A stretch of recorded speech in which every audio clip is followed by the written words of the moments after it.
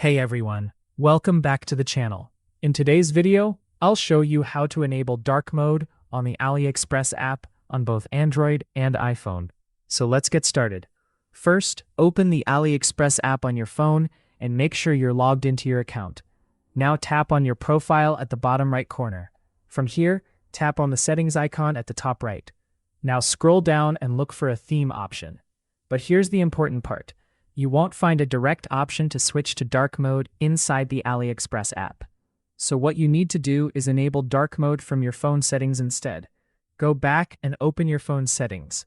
Now search for dark mode or display settings. Tap on it and then turn on dark mode. Once you do that, go back and reopen the AliExpress app. And now you'll see the app has automatically switched to dark mode. It's that simple. If this video helped you, make sure to like, subscribe, and turn on notifications for more simple tutorials like this. Thanks for watching, and I'll see you in the next video.